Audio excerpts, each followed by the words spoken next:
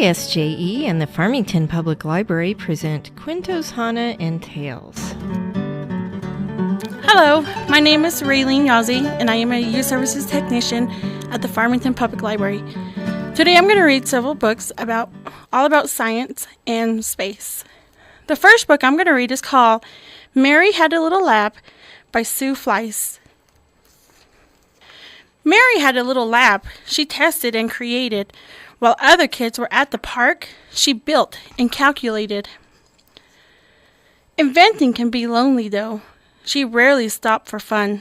One day, she thought she'd call a friend, but she couldn't think of one.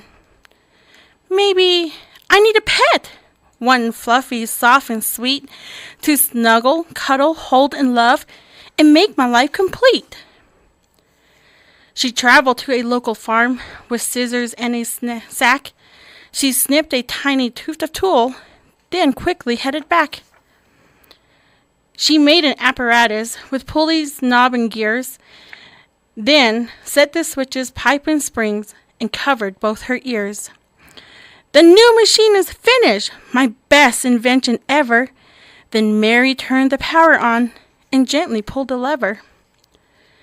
She pushed the wool into the chute and poured the mixture in, then pumped the pedals with her feet to give it all a spin. Sputter, crackle, crinkle, bang! I have a pet to keep! The brilliant budding scientist had made a woolly sheep.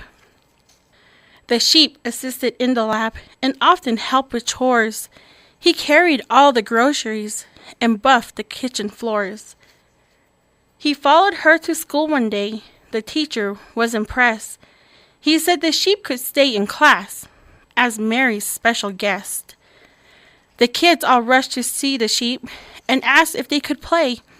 "Oh, Mary, could we have one too? I'll make you some today." She led them to her little lab. Behold, the sheepinator.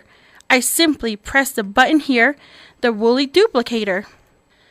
But soon the duplicator jammed. The sheep dropped into twos. They filled the lab, the yard, the streets. They made the evening news. The town was overrun with sheep. She made 10 times a flock. The wool went on for miles and miles round every city block. Mary said, "Let's fix this jam." They pulled until it popped, then flipped the whole thing upside down until at last it stopped. They used the lab to herd the sheep by adding wheels below. Now everywhere that Mary went, her lab was sure to go. They led the sheep to pastures. Each farmer chose a few. But Mary had a new idea she wanted to pursue. The town was back to normal. The people were at peace. Now Mary had a pet and friends and a heap of snowy fleece. The end. And again, that was called Mary Had a Little Lamb by Sue Fleiss. The next book I'm going to read is called Ada Twist Scientist by Andrea Beaty. Ada Marie, said not a word till the day she turned 3. She bounced in her crib and looked all around, observing the world, but not making a sound. She learned how to climb and made her big break, with a trail of chaos left in her wake. She ran through the day, chasing each sound in sight, and didn't slow down till she went out at night. Her parents were frazzled, but tried not to freak, as Ada grew bigger and still did not speak. Clearly, young Ada, with lots in her head, would have something to say when it ought to be said. That's just what happened when Ada turned 3. She tore through the house on a fact-finding spree and climbed up the clock just as high as she could. Her parents yelled, "Stop!" as all good parents would. Ada's chin quivered, but she did not cry. She took a deep breath, and she simply asked, "Why? Why does it tick, and why does that talk? Why don't we call it a granddaughter clock? Why are there pointy things stuck to a rose? Why are there hair up in your nose?" She started with why, and then what, how, and when. By bedtime, she came back to why once again. She drifted to sleep as her dazed parents smiled at the curious thought of the curious child who wanted to know what the world was about. They kissed her and whispered, "You'll figure it out." Her parents kept up with their high-flying kid, whose questions and chaos both grew old as she did. Even Miss Green found her hands were quite full when young Ada's chaos wreaked havoc at the school. But this was much clearer as Miss Ada Twist. She had all the traits of a great scientist. Ada was busy that first day of spring, testing the sound that make mockingbirds sing, when a horrible stench whacked her right in the nose, and an aroma that curled up to her toes. "Zowie!" said Ada, which got her to thinking. What is the source of that terrible stinking? How does a nose know where something to smell? And does it still stink if there's no nose to tell? She rattled off questions and tapped on her chin. She started at the start where she ought to begin. A mystery, a riddle, a puzzle, a quest. That was the moment that Ada loved best. Ada did research to learn all she could of smelling and smells, both the stinky and good. One hypothesis Ada thought could be true. The terrible stink came from Dad's cabbage stew. She tested and tested, but soon Ada knew it was time to come up with hypothesis 2. Then zowie, the stink struck again. Just like that. Hypothesis 2, it's caused by the cat. The cat couldn't make such a stink on its own. It needed perfume and some fancy cologne. So young Ada tested. The test was a flop. She started again, but her parents yelled, "Stop! Ada Marie, to the thinking chair, now, by the time we count to 3. "Enough," said her mother. "That's it," said her father. Her parents were frustrated, frazzled, and mad. "Why?" Ada questioned. Her mother said no. "What?" Ada inquired. Her father said, "Go! You've ruined our supper. You made the cat stink. Enough with your questions. Now sit there and think." She looked at her parents. Her heart turned to goo. Poor Ada Twist didn't know what to do. She sat all alone by herself in the hall, and Ada, once more, could say nothing at all. And so Ada sat, and she sat, and she sat, and she thought about science, and Stu, and the cat, and how her experience made such a big mess. Does it have to be so? Is that part of success? Are messes a problem? And while she was thinking, what was the source of that terrible stinking? Ada Marie did what scientists do. She asked a small question, and then she asked 2. And each of those led her to 3 questions more, and some of the questions resulted in 4. As Ada got thinking, she really dug in. She scribbled her question and tapped on her chin. She started at why, and then what, how, and when, and at the end of the hall, she reached why once again. Her parents calmed down, and they came back to talk. They looked at the hallway and just had to go gawk. No patch of bare paint could be seen on the wall. The thinking chair now was the great thinking hall. They watched their young daughter and sighed as they did. What would they do with this curious kid who wanted to know what the world was about? They smiled and whispered, "We'll figure it out." And that's what they did, because that's what you do when your kid has a passion and a heart that is true. They remade the world. Now they're all at the act of helping young Ada sort fiction from fact. She asked Locke the question, how could she resist? It's all in the heart of a young scientist. And as for that smell, what can Ada Twist do but learn all she can with her friends in grade 2? Will they discover that stink that curls toes? Well, that is the question, and someday, who knows? The end. That's called Ada Twist Scientist. The next book I'm going to read is called The Secret Science Project That Almost Ate the School by Judy Sierra. I was grumpy. I was grouchy. I was slouching in my chair. I was thinking grim and gloomy thoughts about the science fair.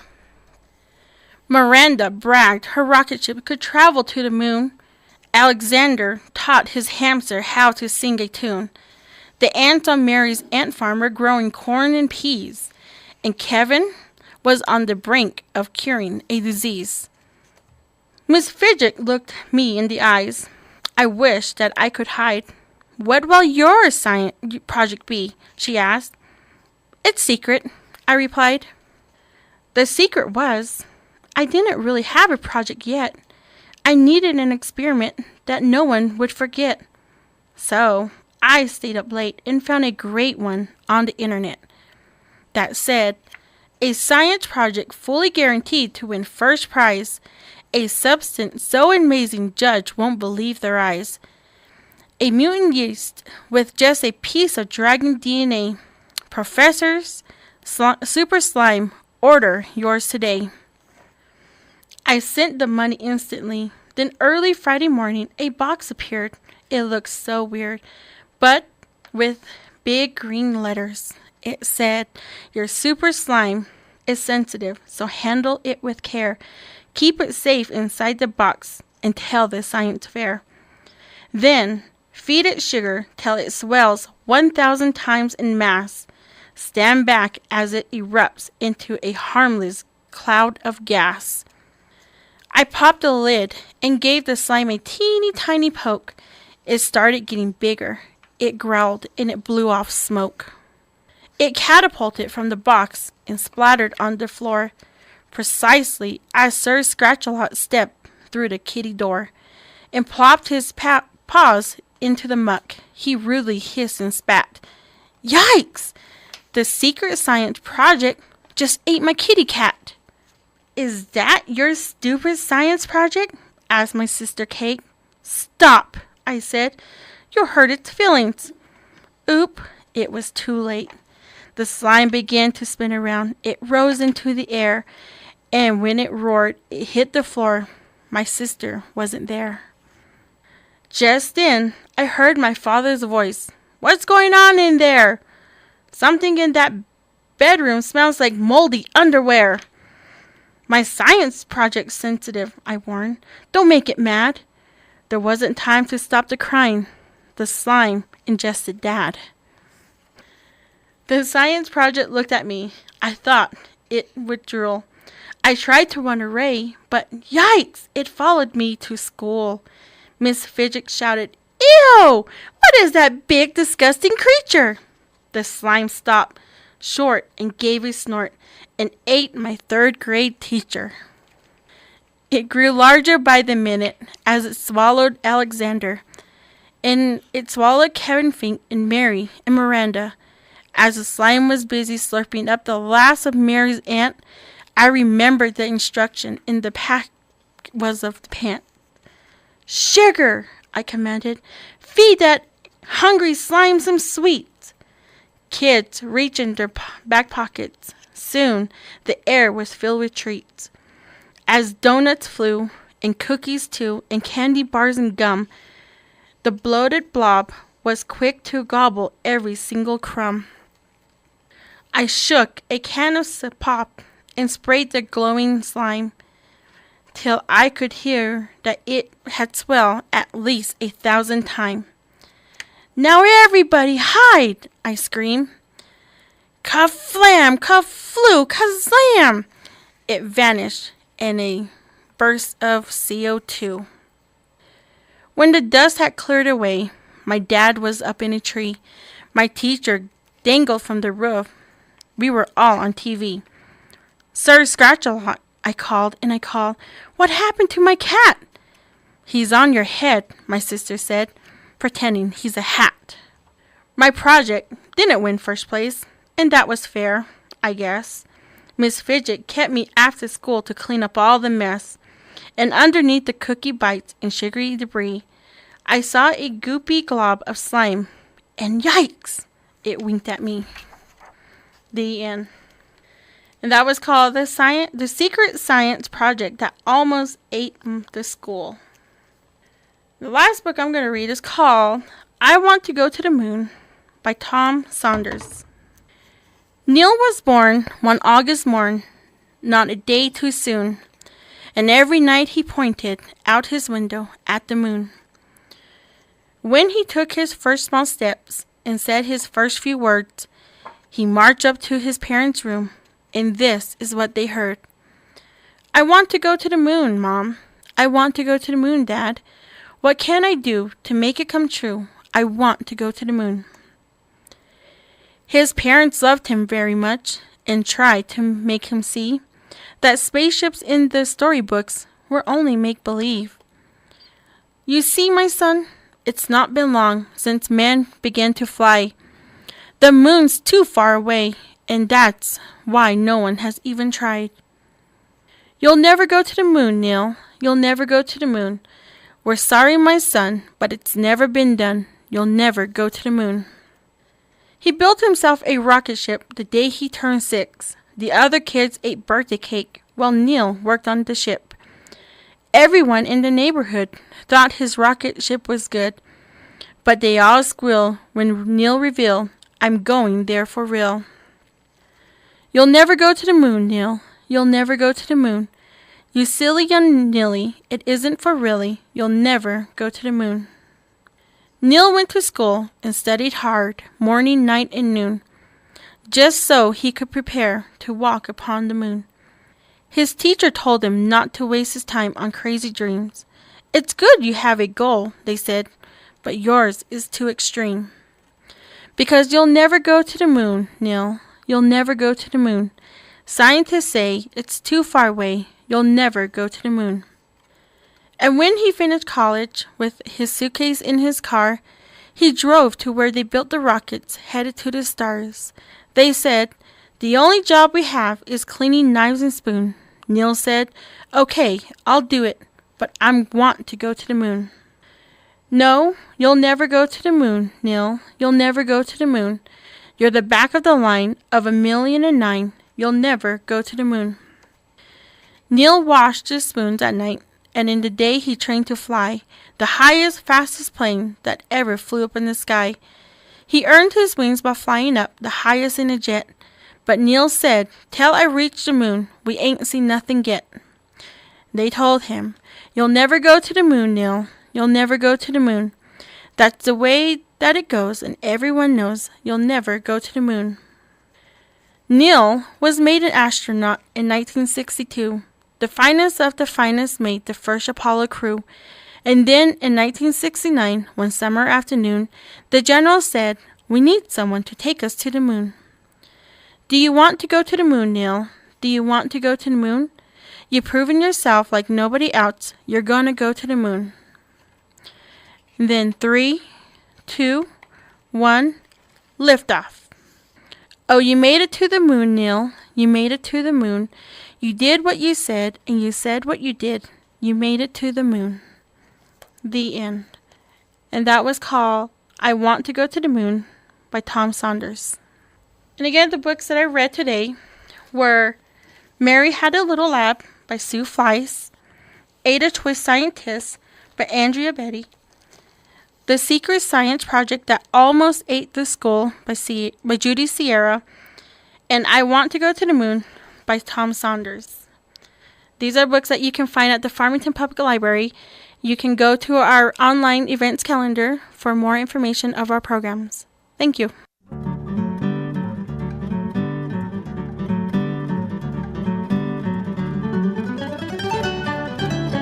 This has been Cuentos Hahne and Tales, presented by the Farmington Public Library and KSJE 90.9 FM.